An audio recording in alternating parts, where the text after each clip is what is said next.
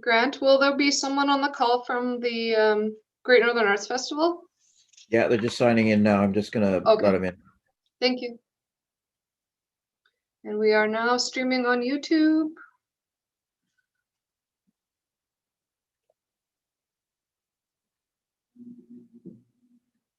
And recording.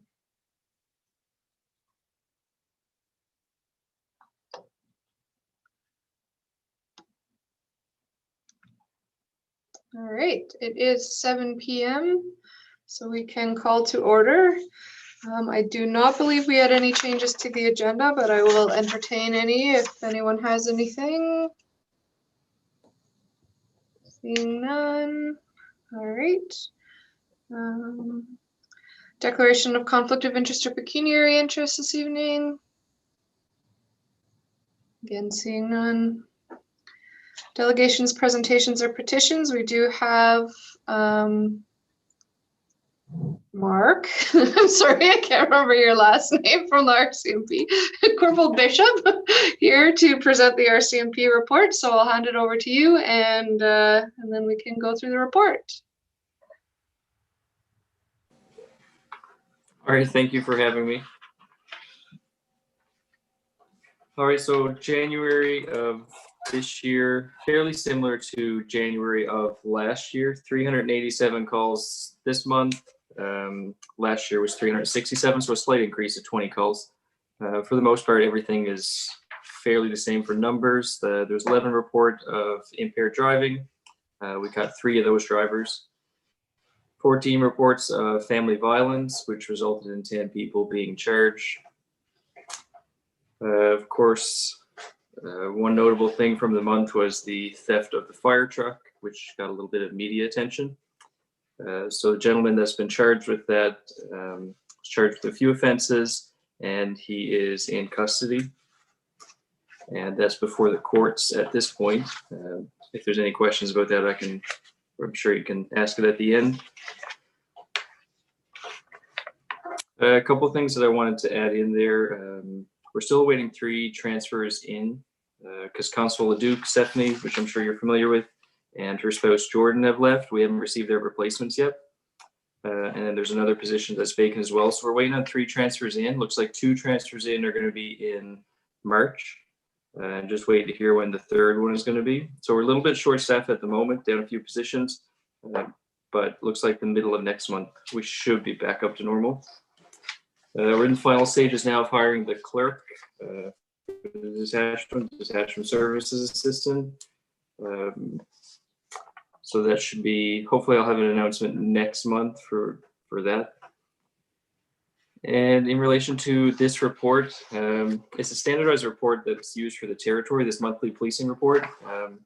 But it bothers me that these other complaints lists, it's the biggest category of the report, which this month there's 233. So I'm working on changing it to split it up a little bit better so you can see exactly what the other complaints are. So I'm hoping to have that done by next month. It's a little bit of a work in progress. But at least then you can go through, instead of seeing 233 other complaints, you'll be able to actually see what more of them are. Of course, we can't break it into every category, but at least there's the bulk. And I noticed on this sheet here, you can see, there's theft under 5,000, theft over 5,000. We can easily lump that together to just be theft. And that way we can add in another category, which would have more numbers than zeros. Other than that, there wasn't a whole lot to add. With Constable Duke leaving, I find there's a little bit of a gap in the community policing portion of it. You'll notice it's a little bit thin this month or this past month. Part of the reason for that was just being short the 3 officers at the moment, but then we're also reassigning some of the initiatives that she did. So hopefully next month then that should be back on track. Great, thank you. Any questions from council? Councillor Wood. We'll start off just by saying thank you for the continued diligence on the impaired driving and disposal assaults or domestic disturbance. I think it's a move in the right direction, even though the stats don't look that good. It shows you're doing your homework, let's put it that way. The second thing I have, Not so much a criticism, but a question. In 23 years on council, I've only seen 2 charges for bootlegging. I mean, I fail to believe that there are no bootleggers in this town. I'm just wondering what the problem is. Is it very low on the priority list or what? Thank you, Councillor Wood. Yeah, and that's a great question. I noticed that myself, being here only a couple months, that the bootlegging, the numbers are always 0. One thing that I have noticed since I've been here is that we don't get any reports of bootlegging. So in my previous post in McPherson, we would actually receive complaints, tips, whether they're anonymous or not, that we'd be able to act up and follow upon. But I've noticed since being here that we don't get the same complaints, and there hasn't been any since I've been here the past 3 months. I'm not sure the reason for that, but at this point, we just don't get any tips, information, complaints. I do notice that we have a lot of mischief charges, including public intoxication, well, 82 on the stat sheet. Is there any way you can, I guess, put pressure on some of these people to find out where they're getting their booze from? Because obviously, in a lot of cases, it's from bootleggers.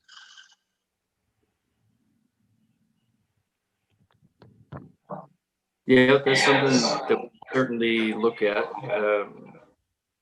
Because you're right, there's some people that are banned from the liquor store that still end up getting liquor. So obviously they're getting it from somewhere. So it's something that we can look into. And I'll be interested to know too, I'll do my own research to see if anyone's even been charged with bootlegging in the past few years here. So I'd be interested to know that. And if not, why not? And like I said, I don't know if the focus has been other issues, kind of more pressing, whether it's drugs or whatever the case, or if it's just simply that we haven't had the reports, or either way, I'll look into it and get back to you with an answer for next month. Okay, thank you for that. Thank you. Thank you, Councillor Wood. Councillor Barlick? Great, thank you. Councillor Wood's question kind of segues into the one I was going to ask, which is just how good is the flow of public information and public tips coming in? Because I know there was, about 2 years ago, we had a big kind of splash around the Crime Stoppers reporting and allowing people to understand that it can be done anonymously. And after we kind of really did a big promotion of that, we did see a little jump, I would say, in particularly in drug trafficking charges being laid. I see here we still had 26 last year, so you're averaging about two busts a month for that. Is there still a lot of tips coming in through the Crime Stoppers? Or just kind of wondering if maybe we want to, is it time to do another big splash of that and put it out there for people to understand where they can report and that it can be done anonymously?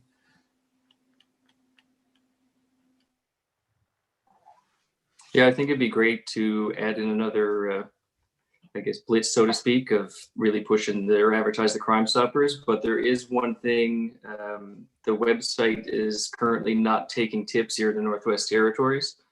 So I've raised that issue to our headquarters. They're working on it, but the answer that they gave me has been down for a number of months now. So I'm trying to put some pressure on them to fix it, because obviously this day and age, the website is how a lot of people would pass their information on Crime Stoppers. The phone and the text still does work to send in tips, and it is still anonymous. So if there's any way that we could advertise that, if it's been a couple of years, I think that would be great, because unfortunately, from what I've seen the past 3 months, there's not a lot of information coming in through Crime Stoppers. Yeah, we did posts on like the town Facebook page. We had paper copies put up on some of the bulletin boards. There was a kind of a big push for it for a couple of months, and from the reports we got after that, there was a significant enough increase in information flow coming in that it led to some charges being laid against people. So I think it would be great to see that. One thing I guess we've got to make sure too is that the number, people understand where the number goes. I know we tried to phone it at one point when we wanted to report something, and I think it took us to a dispatcher in British Columbia, not to the northern region person. So there was a bit of confusion over where the number sent us to. But yeah, if they can report it on the web anonymously, I think a lot of people may take that up, and we can really kind of promote that side of it. But I think you're right. I think a lot of people would be interested in doing it that way. It's a lot easier to just type it out than to necessarily talk about it on the phone with somebody. Yeah, was that anything that we took the initiative on or the town did to advertise it? We're just kind of jointly? So the RCMP had brought in the physical paper posters. And then I mean, it's still it's on our regular cycle of rolling ads that we put out on our social media. And I think it was just last year that we got all the paper posters. It was Brennan Woodcock that had the connection to kind of get all those ordered and everything. So I know, like, if you go to the MSC, those posters are still up there. It's just a matter of getting them on the boards that do cycle out every couple months kind of thing. But they might even still be at the detachment, more copies, right? Yeah, I would note though that I haven't seen that Crime Stoppers post from the town come across for a while now. It's been a long time since I've seen one, but you know, it's always good to put it out there for people to remind them that it's an option. And just the other thing to note is that Crime Stoppers isn't the RCMP themselves. It is its own society. So as much as we can ask our folks to put some pressure on and to ask for that to get fixed, it's still an independent group that operates that. So, but yeah, I mean, we'll do what we can, get the information out there. I'll ask it to be bumped up on the rolling channel too. So, any other questions for RCMP? Seeing none. All right, thank you so much for your time this evening, and we'll be in touch. All right, thank you. Yes. I'll just acknowledge that we have Dieter Weiss from the GNAF on the call as well. Dieter, you are under item number 8.1, so it'll just be a few minutes and then we'll welcome you up as well. All right, so under public question period, I did not have any submissions. SAO Hood, anything? Take that as a no. Sorry, All right. just trying to help Councilor Merrill. Oh, I did not have any. okay, thank you. So on to adoption of the minutes. Item 6.1, the minutes of the January 25th and 27th, 2021 council meeting.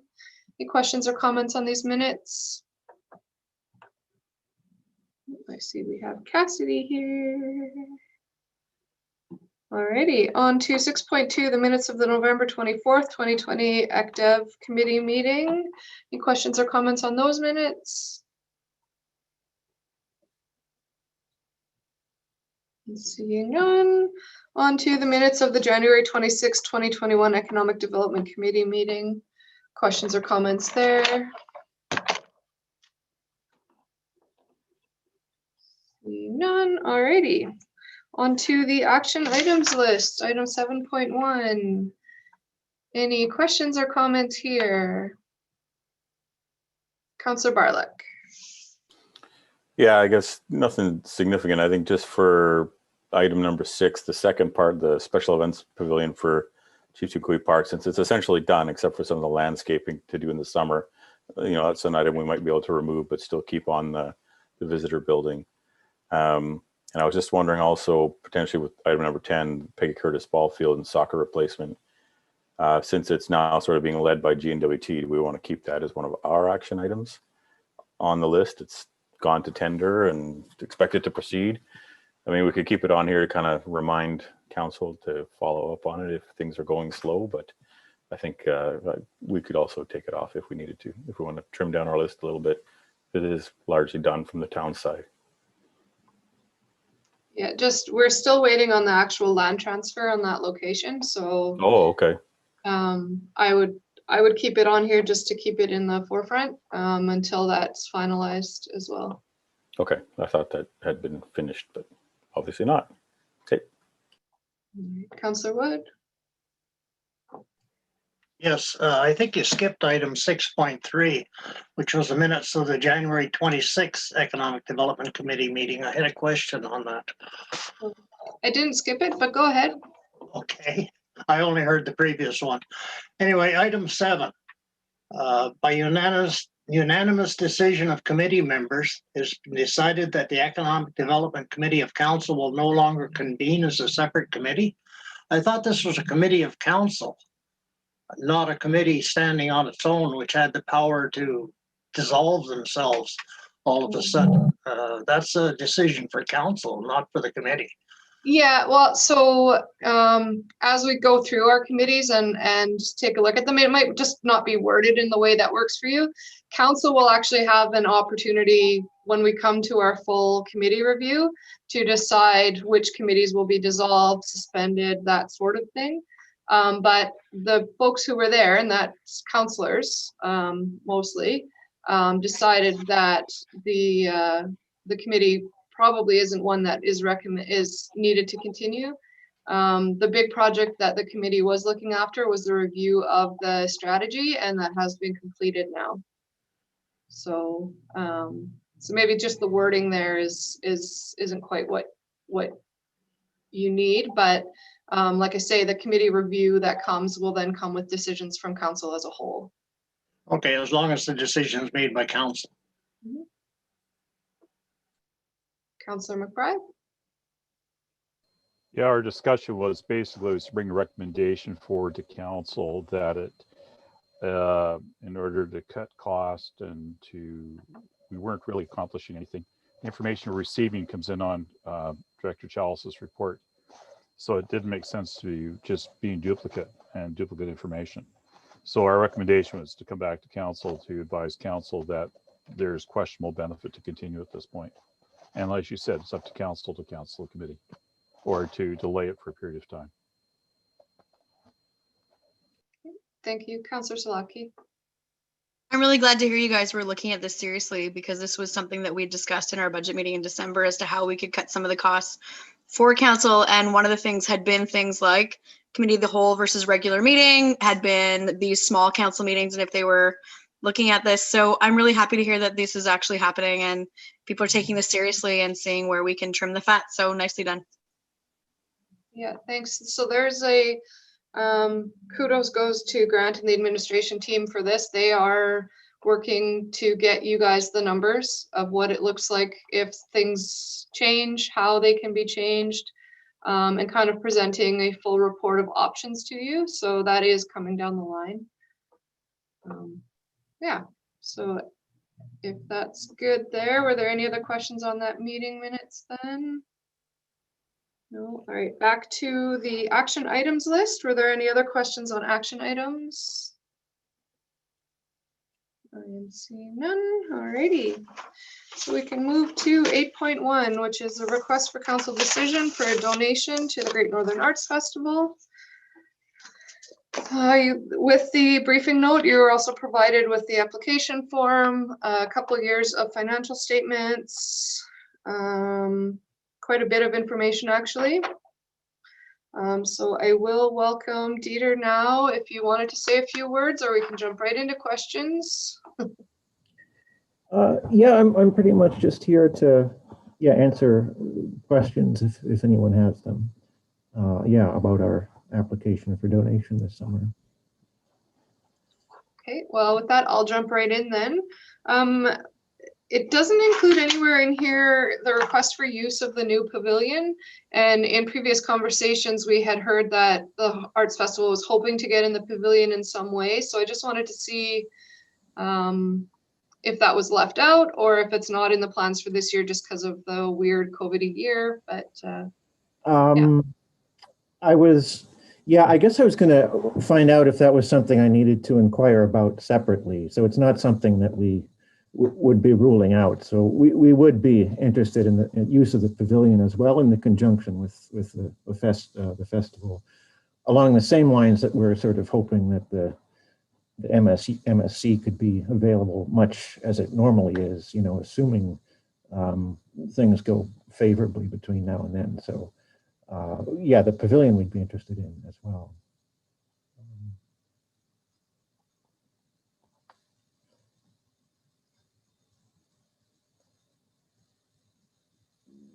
Yes. oops. I'll let Councillor Salaki go first and then I'll go. Sorry. So first of all, thank you for all this information. Last time there was information requested, there wasn't this much. So thank you so much for getting all this to us. One of the things though is in previous years, it had been discussed that it had been under budgeted. And so there was some concern that not enough hours had been done. Is it worthwhile to maybe right off the bat, just ask for a little bit more so we can have leeway that if you don't need it is better than coming back to say either, oops, we took more than we asked for, or oops, we need more. Like, are you sure you're covered? Because I think we really need to help this be a great event. And if it means understanding ahead of time that we could be using more than this, just might be good to have a little cushion. Okay. Yeah, that sounds, like a good idea. I can sort of take a look at what's in there again and think about whether it's sufficient or how much more to put in there. It's always better to give some back than to have to come back to us a week before the festival and say, oops, I need more than that. So that was just my thought, was I'd rather overextend what we're willing to give and then have it happily returned than having to frantically try to help get the MSRC to have enough staff available or whatever. Okay, yeah, of course. Thank you. So I had one other question. When I looked through all the documentation, and I don't know if it's just because it's only prepared for the town of Inuvik, but when you look at all of your funding sources and everything, it never mentions the in-kind of what does come from the town. And so I just wanted to identify that. I know that if you go through the financial statements under donations, the straight up donations line matches usually the previous year's approximate in-kind. I think it's just important that the town is acknowledged within those parameters that we are giving a substantial, I think this year, $50,000 in-kind donation to the festival as well. So, okay, yeah, of course. All right. Any other questions from council? Mayor Kulikowski, it's SAO Hood here. Go ahead, Grant. Just to maybe assist Councilor Slotkin in her question, the numbers that we put in for the staff are just an estimate. We've never really, we don't have the exact ability to track exactly how many hours we're doing for them and that. So it's approximate what we do. We always just jump in and assist where we're asked on it. So it's not an exact number, just because Dieter may have trouble trying to figure out the numbers because it's really from our side for the MSC staff and stuff like that. Just on that note, the thing that comes to mind is from the wine and cheese party that happened a few years ago, where there was some miscommunication regarding the use of the space. And so I think in that case, what had happened was more had been needed, but it hadn't been requested. And so it did create a little bit of an issue afterwards. So that was my only real thought process was, and just like was mentioned with the pavilion, just making sure any potential space over and above what is being asked for, because it did cause some issues last time. And again, we don't want to have that. We want to make sure this is nice and smooth for everybody, having a new ED and all of those things. It just would be covering bases, that's all. Thank you. So I guess the question is then, did you want to rework some numbers to include the pavilion? SAO Hood, I'll look to you here as well. Is that something that you and Dieter can have a conversation about before Wednesday, or? I don't think we can do it before Wednesday because we haven't. We actually have a meeting scheduled for next week. The directors we're going to be discussing the pavilion and some of the operations and that. Now that we're getting close, and as to we have not come into our fee schedule if you want to rent the pavilion, how much it's going to cost, what parts and pieces and things like this. So we won't have any of that recommendation actually into council for, I'm hoping for the end of February, but so it'll be very difficult to, I can't do anything by Wednesday to come up with a number, to be honest. So would it make more sense then that if there is going to be a pavilion request, that it's a request on its own? I would say that for now, council could go with this, with the understanding is that once we finalize a few numbers, then they can come back, because then it also gives them maybe some time to decide how much they're going to use it, when they're going to need it, and stuff like that. From kind of piggybacking on Councillor Salaki's wonderful suggestion about making sure you have everything in there, maybe give it some thought as to what they need the pavilion for, instead of just kind of a blanket, yeah, we need it. Okay. And to Dieter, that makes sense to you then? Kind of, will this, as it's set, kind of move ahead and then come back and look at what else might be required? Yeah, and I can give some thought to how much, what ideally we'd be looking for in using the pavilion, like how many events and dates and all of that.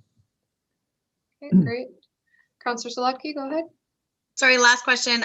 It just says in the society's letter that the AGM has not been reported upon financial statements and things. Do you have a date set for the AGM for GNAF at this point in time? No.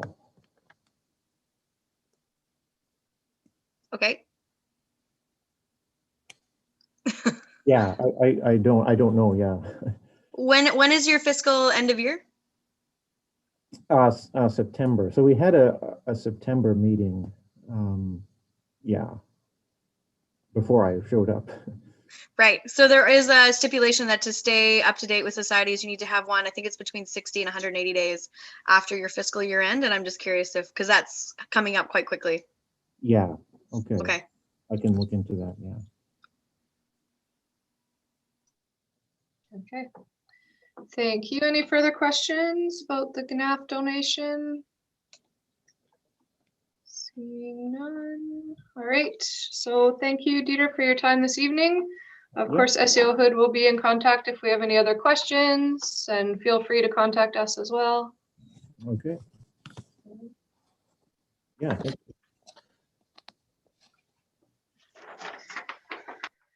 Alrighty.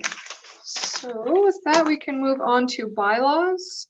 Bylaw 9.1 is the interim tax billing bylaw.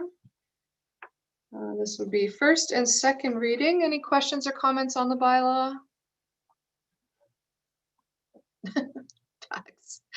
All right, seeing none, we'll move on to the highway traffic bylaw.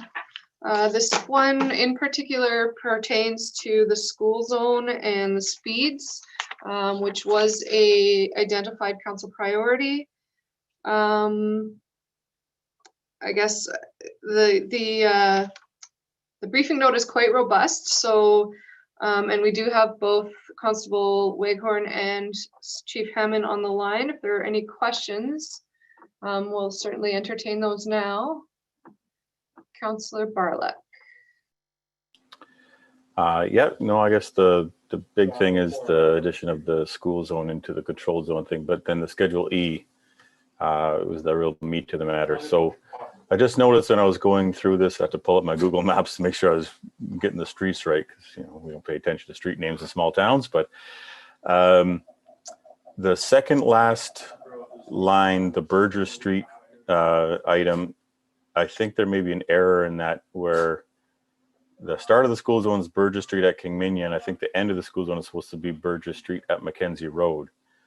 Because right now it's redundant, because you're setting the zone between Berger and First Street. So that little strip in front of the Perry building, where that's already covered in the second set of lines there.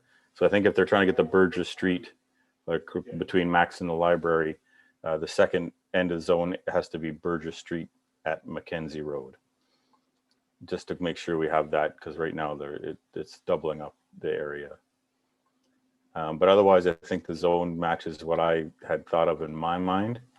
The only thing I didn't notice, which maybe I just missed it, was we don't have the times set in for when the school zone speed limits would be in effect, from like 8 a.m. to 4 p.m. type of thing, I think is a normal one, or from like 8 to 9 and 3 to 4, if they want to do it in specified periods around opening and closing the school hours, and I guess the lunch hour as well. So I don't know if I just missed that, but I didn't see that in there. I did also look at the speed limit proposed for 30 kilometers an hour. I thought that doesn't make much difference, but looking at other jurisdictions, I noticed that most of them are at 30 kilometers an hour, like in the Yukon and Alberta, BC, Ontario, they're all at around the 30. So I was thinking of more along the lines of 25, but I guess if the standard is sort of 30, then I guess that's what it is. And, we can just go along with that. Any reduction in speed in that area during school hours is a good thing. So that's the things I noticed. So Great, thank you. Chief Hammond or Peace Officer Waghorn, any comments to add there? I'm going to pass this over to Aaron, if you're available, Aaron, to speak to the timing. Yeah, for sure. Brought up a couple of good points there. Sorry, can you hear me? Yes? Okay, awesome. So for the start of the school zone on Berger Street, that was a little bit difficult because as it stands now, the school zone doesn't start at Mackenzie. The signage actually starts right on King Mingott and Berger. So I wasn't entirely sure how to label that little section, but we can definitely look at that. And then as for the times, I believe we are planning on taking this to legal prior to actually putting it through. So that will be when, like an 8 to 5 time zone will be put into that as well.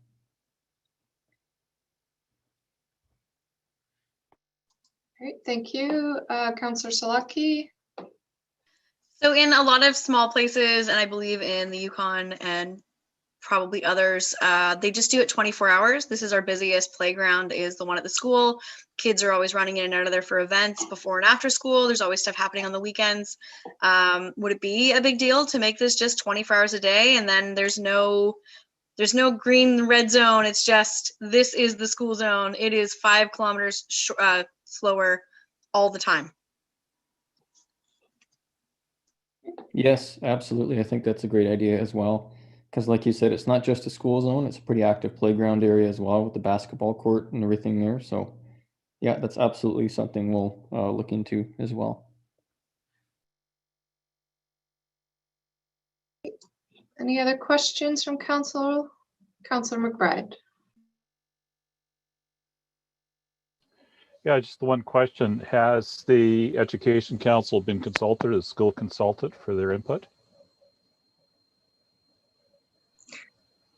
Not at this time. I can certainly approach them. I don't see they're going to have any issues with the fact that we're trying to make it safer for their students, but I can certainly direct an email to them to inform them that this is happening tomorrow morning. Because I was thinking more along the lines that they may have a slightly different area that they would like to see protected with the school zone, as opposed to what's come up. They may have I don't know exactly, but if they haven't been consulted, they haven't got any input in terms of, well, we need to have this a bit larger in this area for whatever reason.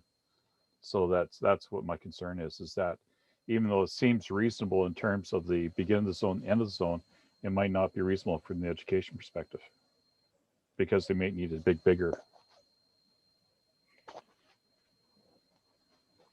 If I may put in, Councilor McBride, the only issue that we've got is how, and again, this is where we have to look at some legal rules or whatever, is does it have to be a corner or like the end of it, that kind of a thing at a street? Because otherwise, to make it bigger, it becomes the expansion becomes much bigger just based on the road layout and how far you can go on stuff like that. So that may be an issue. yeah, I would just note that, I think we can get input from the Education Council, but this to me is a municipal issue because you're dealing with traffic flow. But I think getting input from the Education Council is important. I mean, it does sort of encompass that whole square around the school and actually all the way over to Mackenzie Road between the North Mart and the Igloo Church. Looking at the description of it right now, it's specific to the school zone. With respect to Grant's question, I know in the cities when you drive some straightaways, there are signs that just indicate school zone starts here, even though you're on a straightaway. It's not at a corner or anything, but it has very clear signage indicating that the school zone starts at a certain point and then ends at a certain point further down the road. I think the area we're covering is pretty good now because, I mean, if we wanted to cover everywhere the children are walking when they're coming to school, this could be much larger. We'd be reducing speed limits through a big chunk of the town.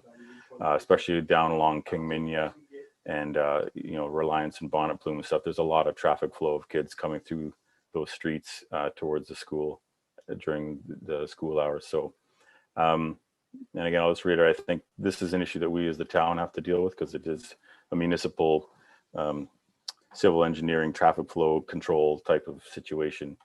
But I guess I just wanted to confirm with the other councillors when I was talking about the clarification on where this is actually applying with respect to Burgess Street. Do people feel that should be included, that little road between Max News and the library, just to make sure that it is properly described in there? Because as of right now, the main area would be just the big square around the school at the corner where the town office is, all the way down to Mackenzie Road down the hill there, and then Brainett Street from Gwitchin Road all the way down the hill, and then First Street, which is on the other side of the school, down that other big hill from Gwitchin Road right down to the corner where the town office is. That's sort of the zone that's described. And then that little strip of Burgess Street. So it's just a big square around the school at the moment. Councillor Seleki? So I did a little bit of reading on this today and was looking into some of the differences. And the thing I requested with the 24-hour is actually a playground zone, which is what it's usually called in other places. But while we're doing this, has there been any consideration to actually creating a playground zone as well in some of the other areas of town where kids are running out and there are potentials for, I mean, I know a 5-degree difference or a 5-kilometer difference or a 10-kilometer difference isn't huge, but we all know nobody drives 35 kilometers in a lot of those areas. So maybe having a higher fine will actually encourage people to slow down.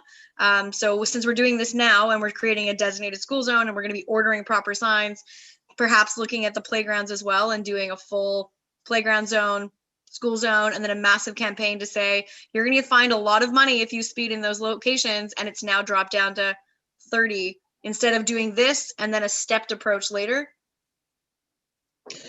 So again, Aaron can speak to this. We did take a look at, he actually drove around to all of the playgrounds to determine whether or not it's feasible. So he does have some comments about that. Also, given that we are 24 hours a day sunlight in the summertime, where basically, if that's the case, it's very difficult to say when kids are in or out in terms of actually having designated times. But again, he can speak to what he discovered. Aaron, if you want to. Thank you. Yeah, you bring up a good point there, Cindy. Basically, designating playground zones in this town would be a bit of a logistical nightmare based on, when would a playground zone be in effect here? But also, when it comes to designating a playground zone, we have a duty to notify drivers both not only when the speed limit reduces, but also when it comes back up to 35.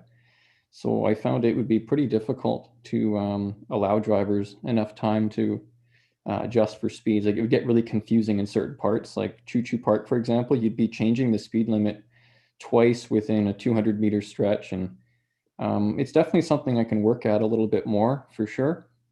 But just my little preliminary research there was it looked pretty difficult to do. I think one of the things to keep in mind there too is that we're already a reduced limit community at 35. Many other places are 50 and on their main streets and things like that. So while that is the recommended limit, and you're right, Councillor Seleki, not everybody does drive those speeds, of course. And like Aaron said, I mean, there's sections where you could be on one street and change speeds 4 times, right? So definitely things to keep in mind, but I appreciate that you've already done the research. And go ahead, I think you had another question, Councillor Seleki. All right. Yeah, so I would just make, I think I echo Councillor Waghorn's comments. We have a lot of parks in this community. I think it would be really difficult to put zones around all of them. Not only that, then you have to have the ability to actually provide some enforcement to that. Otherwise, they basically have no effect. Because we have, gosh, like Rayon, Choo Choo, Carmichael, the school, Kingalok, Campsall. There's quite a lot of parks all over the community, and a lot of them are in I mean, the big thing is responsible drivers. And I think doubling the fines will maybe perk up a lot of people's attention, but I know most people who have kids are probably, hopefully, driving relatively safe already, because they actually do think about those kinds of things when they're driving in those areas. Yeah, I think it'll be really complicated. And I mean, even I understand the idea around doing a 24-hour zone around the school as well, but again, are we going to have Bylaw out there at 3 o'clock in the morning enforcing a school zone speed limit in that area? I don't know if it's realistic to have that. I tell you, you'll have the fire chief out there because she's woken up every morning around 3 a.m. by all of the loud trucks going past at far too excessive of a speed. Right, but then are you actually going to go out there and chase them down? No, to I'm give being them the fine? facetious. Yeah, no, I'm being I know. facetious. I hear them on my street too up here. It's they're out there, but it's just, you know, being pragmatic. I understand the rationale behind doing something like that, but I think the implementation of it would not be very effective to try to do it outside a lot of regular hours. So are you recommending then that we look at a specific time then, Monday to Friday? We'll say 8 a.m. to 5:30 p.m.? Is that reasonable? That would be my thought, because that'll cover off definitely the whole school day when a lot of traffic is flowing through that area, as well as some of the kids that may be coming out after school intramural sports are done. A lot of that ends around 5:30 anyway too, so you could even bump to 6 o'clock to cover off them getting changed and leaving the school around that time. I just think that's more reasonable. That's something that I think would realistically be able to be enforced by our bylaw. Myself, I don't know what other councillors feel. I don't think we're going to have our enforcement folks out there in the middle of the night doing this stuff, even though there may be kids in the area.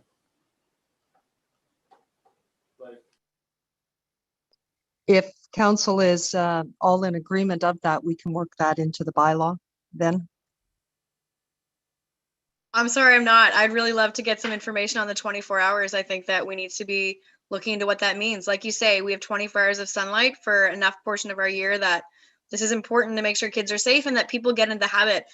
If you're in the habit that you slow down at the school, whether it's 5:15 or it's 10:15 at night, you're going to slow down every single time instead of going, oh yeah, it's September and I don't have kids and don't think about these things, but there's a school there, so I slow down or I'm going to get fined.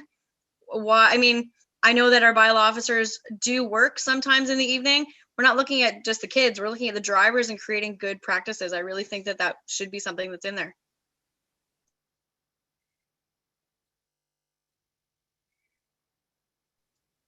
Thank you. I think Councillor Miro does have something to add. She's just having a hard time getting unmuted. And just with all the conversation that we are having around this and the mention that maybe it should still go to legal again as well, I'm wondering if we should send this back to administration for a little bit more work, that legal opinion, and then also coming back with maybe some of those options that you guys are talking about. Is that something that council feels would be appropriate? I see one nodding head. Yeah. Okay. Understanding, of course, that we do want to bring it back as soon as we can, but I think that even the conversation here, we've had enough things that we're still looking for information on. And especially with the legal part, I know that we want to make sure we have our bases covered there. So, I mean, still open to conversation though. If there's any other comments, please bring them forward now. Questions? Councillor Miro sent me a message that she agrees with making it 24 hours. She's still having technical difficulties, so I'm sort of the interpreter, passer on her. Thank you. Appreciate that. Councillor Loreen?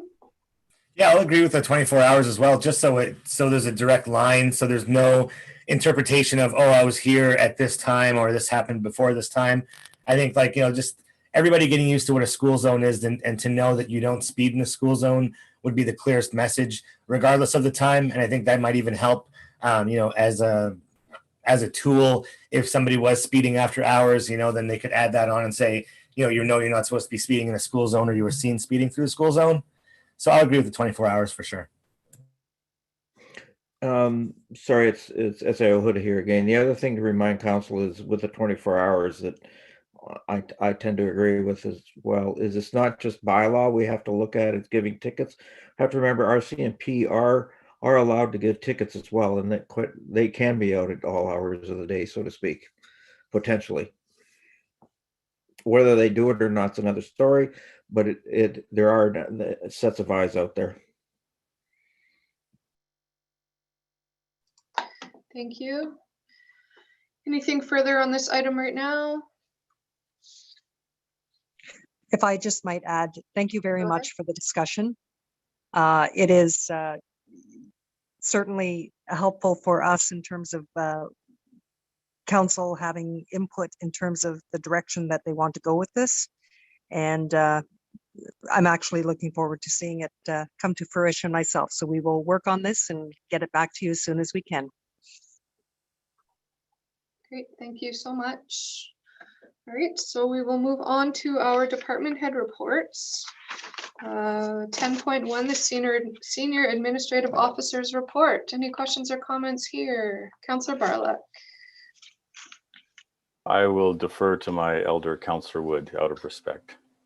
All right, Councillor Wood. Thank you, Junior. The only question I had, a report for the telephone conversation between the mayor, our SAO, and the Minister of Housing. Can you tell me what was discussed during that conversation? Sure. SAO Hood, do you want to take that? Or do you want me to take that? No, certainly. It's basically with the Housing Corporation looking at housing, want to do what's called a housing plan. I can't remember the official name of it off the top of my head. It's something they're looking at a long-term strategy with public housing through the Housing Corp in Inuvik. They've done it in Wati and a couple of smaller places looking at, and they were just updating us and discussing a little bit of what it was, how it would work. There's no financial input from the town or anything like that because it's mostly a housing corporation. It's just that we may give some in-kind work with a little bit of staff time on there'll be a sort of committee that we made up of stakeholders within the town itself, and we may provide a conference room or something for the odd meeting and stuff like that. But it was just an introduction to the plan, is really all it was at this point in time. They would be hiring the contractor, paying the contractor and stuff like that. They were just looking for just more of an information session for the town point of view.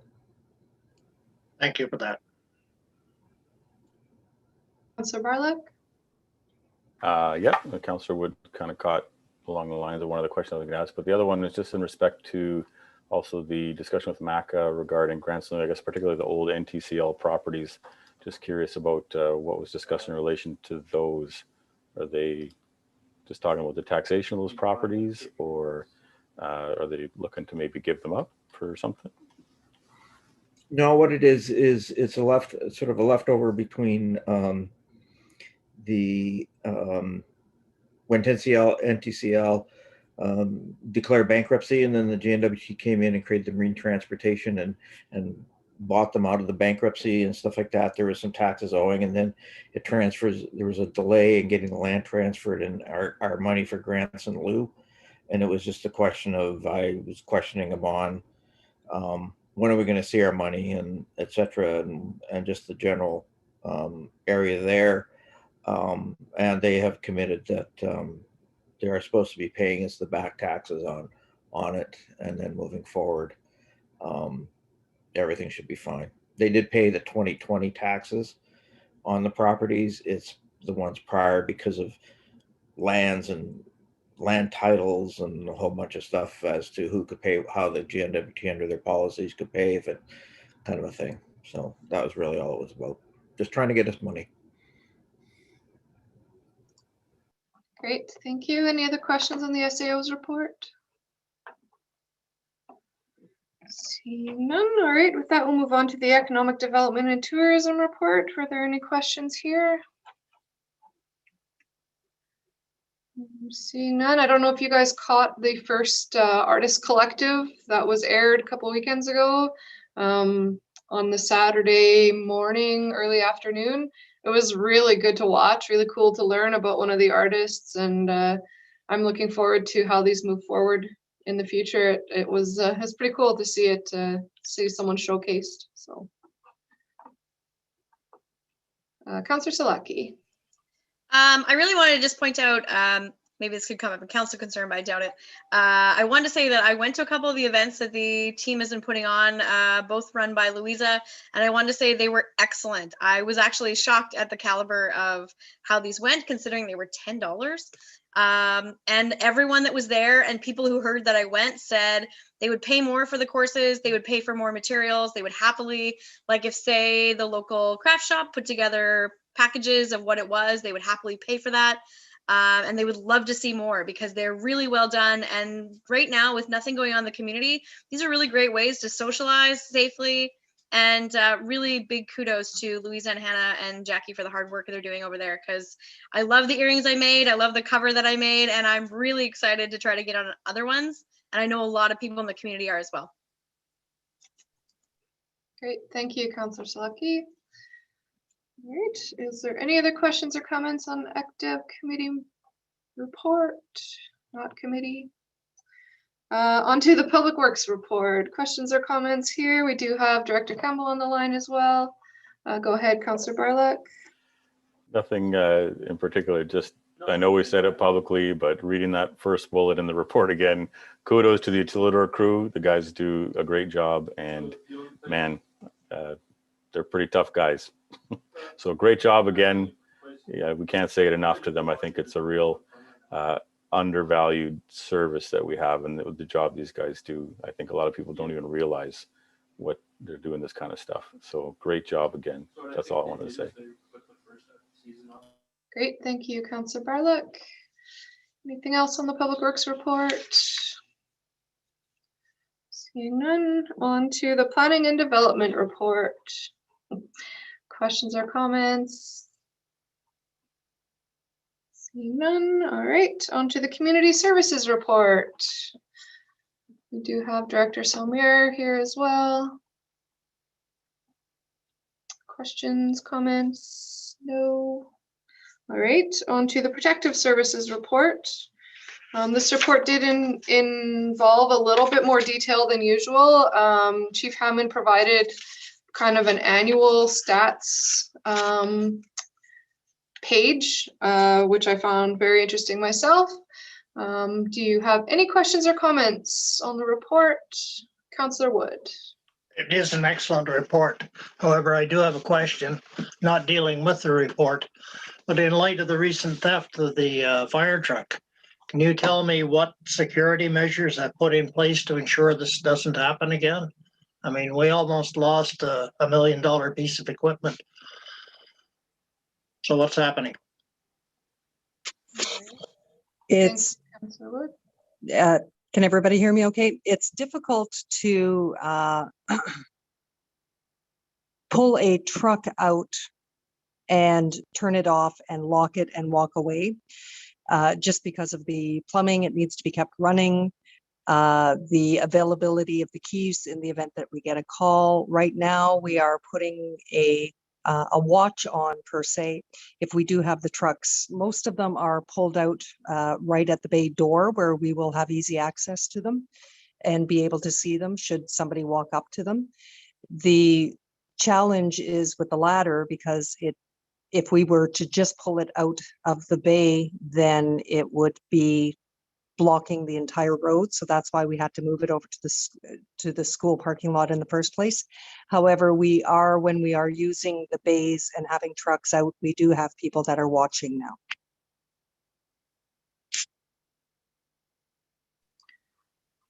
Thank you, Chief Hammond. Thank you. Councillor Barlock. I just would note it's good to see that we had a citation for use of restricted handheld device while driving. I would really love to see a little bit more effort into trying to nail that, because there are a lot of people who are doing that on the roads. I always feel like every time I see someone with their head down, look at their phone as they drive by, I should honk my horn at them to jolt them to attention. I think it would be great if we could try to have a little bit of a push to try to nail a few more of these, because it's happening a lot, unfortunately. But I'm glad you caught somebody. I hope to see those numbers increase, because it's dangerous. It really is. So that's all I had to say about it. But and also the annual summary report, great. That was really good. Thank you. Great, thank you. Any further questions?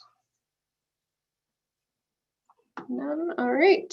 So we'll move on to our information items. Number 11.1 is the strategic priorities chart. We are moving forward on accomplishing some more items here, both in our section and in the operational strategies section. It's great to see. Are there any questions or comments on the chart? No. All right. Up next was your Research Institute notifications of research. Always good to see those, know that things are happening. Anything under council concerns this evening? Seeing none. All right. We do have an in-camera item tonight, so we will just take a couple minutes to let the folks who won't be in the in-camera leave the call.